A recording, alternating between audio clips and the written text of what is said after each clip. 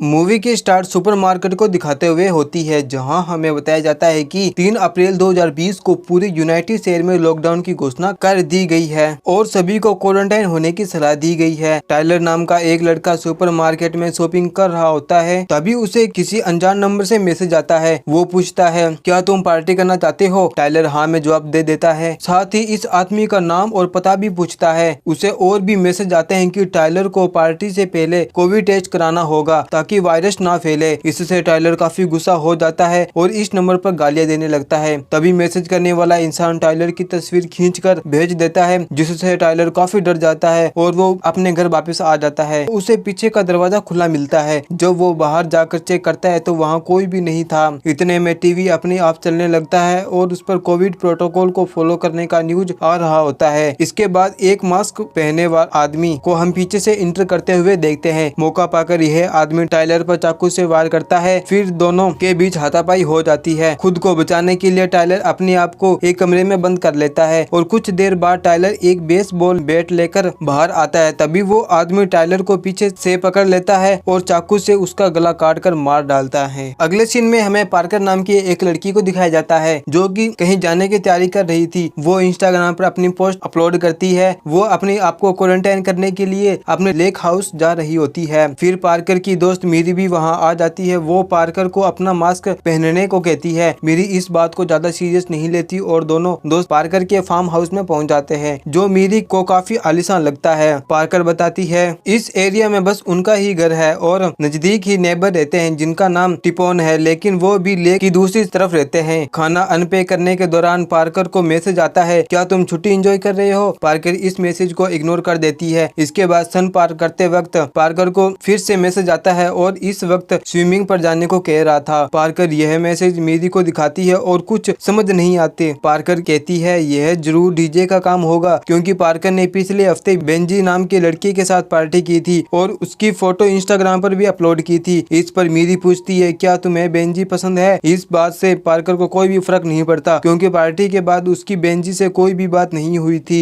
इसके बाद घर वापस आने के बाद पार्कर को घर का दरवाजा खुला मिलता है। पार्कर इसे भी इग्नोर करके चली जाती है। इसके बाद रात को मीरी और पार्कर टीवी देख रहे होते हैं। तब उन्हें बाहर एक आदमी खड़ा दिखाई देता है, मानो उन पर नजर रख रहा हो। मीरी पार्कर से पूछती है, क्या तुमने किसी और को भी बुलाया है? पार्कर को लगता है ये उसके पापा का कोई दोस्त होगा जो हम पर नजर रख रहा है। अपने आप को सेफ रखने के लिए मीरी एक चाकू उठा लेती है। तभी कोई दरवाजा खटखटाने लगता है। पार्कर पूछती है, बाहर कौन है? लेकिन उसे बाहर से कोई जवाब नहीं मिलता। हिम्मत करके पार्कर चाकू लेकर दरवाजा खोलती है तो बाहर उन्हें सिर्फ डीजे मिलता है, जो पार्कर से अपना झगड़ा सुलझाने के लिए आया था। डीजे को यहाँ देख मीरी खुश नहीं होती, क्योंकि एडमिट के दौरान यहाँ ज्यादा लोगों को नहीं रुकना चाहिए, लेकिन रात बहुत हो चुकी थी, इसलिए पार्कर उसे यहाँ रुकने देती है। मीरी अभी कोविड को लेकर चिंतित थी, जिस पर पार्कर और डीजे कहते हैं वो अभी जवान है, उसे इन्फेक्शन नहीं हो सकता। इस पर मीरी कहती है, बहुत सारे यंग लोग कोविड से इन्फेक्टेड हो रहे हैं। इसके बाद तीनों मिलकर पार्टी वगैरह करते हैं। फिर डीजे पार्कर से बेंजी के बारे में पूछता है। तब पार्कर कहती है वो किसी के साथ भी रिलेशनशिप में नहीं रहना चाहती। अब बेंजी भी एक रात का साथी था, इससे बेंजी अपसेट हो जाता है। फिर पार्कर उसे सलाह देती है उसे अगले दिन घर चले जाना चाहिए। इसके बाद ये तीनों अपने अपने कमरे में सोने चले जाते हैं। डीजे ट्रक से अपना सामान निकालने जाता है, तभी हम किसी को घर में घुसते हुए देखते हैं। ये सभी सो जाने के बाद वो किलर सभी का फोन गायब कर देता है। जब डीजे की नींद खुलती है तो वो पाता है उसका फोन गायब हो चुका है। दूसरी तरफ पार्कर को लाउड स्पीकर की आवाज सुनाई देती है। उसे लगता है म्यूजिक डीजे ने ऑन किया होगा। जब वो हॉल में आती है तो उसे किलर की परछाई दिखाई देती है। उसे लगता है वो डीजे है। वो उसका नाम पुकारती है, लेकिन डीजे उसे चुप करा देता है और कहता है कोई आदमी उसके घर में घुस आया है और साथ में उसका फोन भी गायब कर दिया है। डीजे कहता है उन्हें जल्द से जल्द यहाँ से निकलना होगा, लेकिन पार्कर मीरी को छोड़कर नहीं जाना चाहती थी। डीजे पार्कर को बाहर जाकर गाड़ी स्टार्ट करने को कहता है और खुद मीरी को बचाने चला जाता है। वो बाहर भागती है, लेकिन वो खिड़की से किलर मीरी पर अटैक करता हुआ देख लेती है। तभी डीजे आ जाता है, किलर को भटकाकर मीरी को बाहर भेज देता है। इधर मीरी और पार्कर खुद को गाड़ी में लॉक कर लेते हैं और घर के अंदर डीजे और किलर के बीच लड़ाई होती है। डीजे बचने की बहुत कोशिश करता है, पर वो किलर उस पर चाकू चला देता है। दूसरी तरफ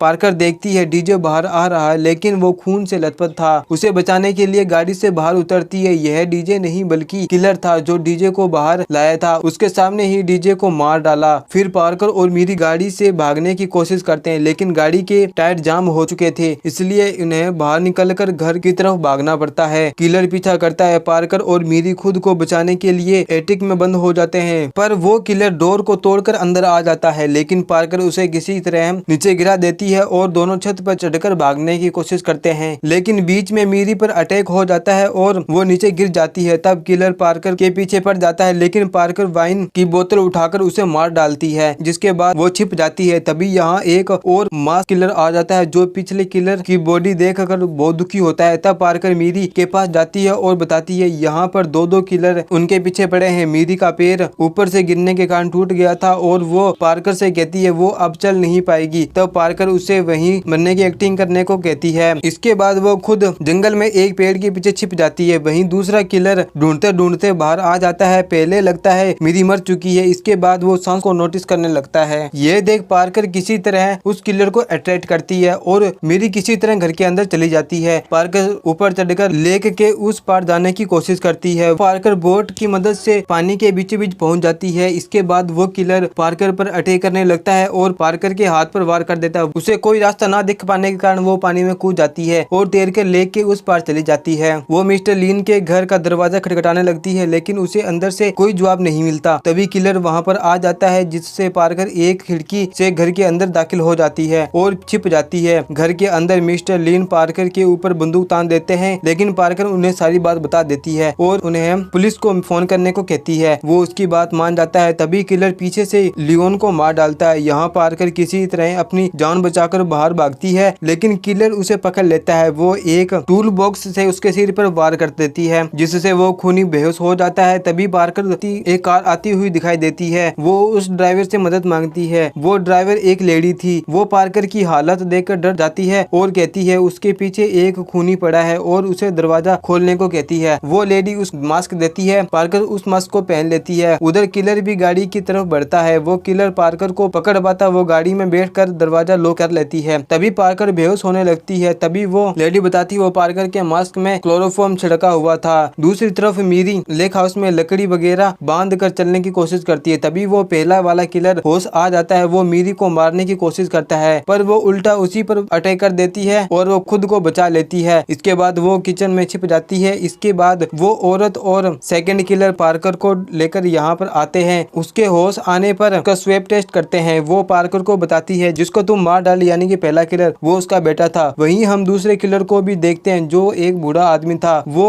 कपल्स अपने बेटे की लाश देखकर बहुत दुखी होते हैं। पार्कर को कहते हैं ये सब उसकी वजह से हुआ है। पार्कर पूछती है उसने आखिर क्या किया है। इसके बाद वो पार्कर को पिछले हफ्ते पार्टी की फोटो दिखाती है जो उसने इंस्टाग्राम पर पोस्ट की थी। उसमें Parker Covid related hashtag use किए थे, जहां वो पेंडेमिक का मजाक उड़ा रही थी और लोग पार्कर से पूछते हैं तुम बेंजी को कैसे जानती हो। पार्कर कहती है वो सिर्फ उस पार्टी में मिले थे। फिर वो बताती है बेंजी उसका सबसे छोटा बेटा था और पार्कर के कारण उसकी कोविड इन्फेक्शन हो गया था, जिसके कारण उसकी जान चली गई। यह सुनकर पार्कर शौक रह जाती है और कहती है उसे कोविड नहीं है, जिस पर वो टेस्ट दिखाती है तो जिसमें वो साफ साफ कोविड पॉजिटिव थी। तुम्हें पार्टी से पहले टेस्ट करवा लेना चाहिए था। यहाँ ये बात पता चलती है कि पार्कर को कोविड टाइलर की वजह से लगा था, इसलिए उस किलर ने पहले ही मौत के घाट उतार दिया। पार्कर पूछती है उसने डीजे को क्यों मार डाला। फिर वो कहती है तुम्हें अकेले अकेले क्वारंटाइन करना था, ना कि ग्रुप में, इसलिए डीजे को मारना पड़ा। वहीं दूसरी तरफ यह सब कुछ मीरी देख रही होती है और उनका लैपटॉप चुरा के पुलिस को बुलाने की कोशिश करती है। इसके बाद बेंजी के फादर सारी गलती पार्कर की मानते हैं। फिर पार्कर कहती है उसमें बेंजी की भी गलती है, उसने मास्क नहीं पहन रखा था। फिर किलर वाईफाई और नोटिस कर लेता है और समझ आता है कि मीरी घर में पुलिस बुलाने की कोशिश कर रही है और उसे ढूंढने जाता है। इसी दौरान पार्कर और मीरी उस औरत को मारकर बेहोश कर देते हैं। वो बूढ़ा आदमी उनको ढूंढ लेता है और इन पर झपट पड़ता है। मीरी और पार्कर उसे किसी तरह मार गिराते हैं और भाग निकलते हैं। वो बाहर आकर गाड़ी स्टार्ट करने की कोशिश करते हैं। गाड़ी में पेट्रोल नहीं था, इसलिए पार्कर पेट्रोल निकालने लगती है। तभी उसी लेडी को होश आ जाता है वो और इन दोनों पर दोबारा अटैक कर देती है। खुद को बचाने के लिए पार्कर पेट्रोल की बोतल उन पर डालकर आग लगा देती है। तब तक पुलिस वहां आ चुकी थी और आखिरकार मीरी और पार्कर की जान बच जाती है। इसी के साथ ये मूवी यहीं पर समाप्त होती है। Thanks for watching. अगर आपको ये मूवी अच्छी लगी तो वीडियो को लाइक, चैनल को सब्सक्राइब जरूर करें। जब तक मिलते हैं अगली वीडियो में, जब तक के लिए बाय बाय।